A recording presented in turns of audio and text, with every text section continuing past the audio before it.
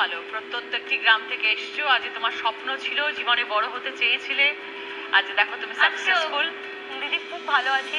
আমি চাই সবার ভালোবাসা নিয়ে সৎ পথে পরিশ্রম করে আগামী জীবনটা এইভাবেই কাটিয়ে। খুব ভালো থেকো Seema, all the best. Thank you.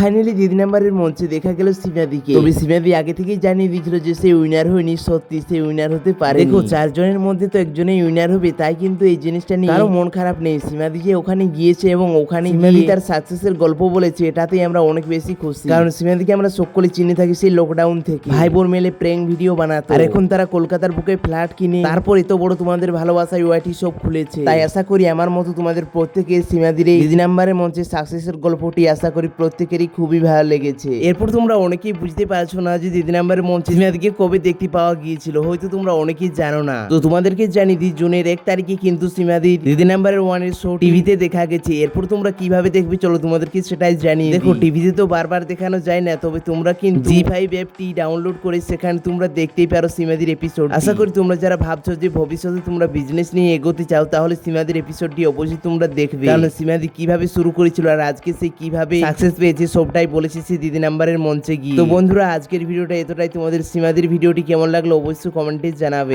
তোমরা যারা যারা দিদি নাম্বারের মঞ্চে সীমাদির এপিসোডটি দেখতে চাইছো কিন্তু পারছো না, অবশ্যই তোমরা কমেন্ট করো, আমি তোমাদেরকে জানিয়ে দিব দিদি নাম্বারের মঞ্চে তোমরা কিভাবে সীমাদির পুরো এপিসোডটা দেখতে পারবে। তো চলো দেখা হচ্ছে পরের ভিডিওতে খুব তাড়াতাড়ি। ততক্ষণ তোমরা সকলে সুস্থ থাকবেন, ভালো থাকবেন। চলো বাই বাই।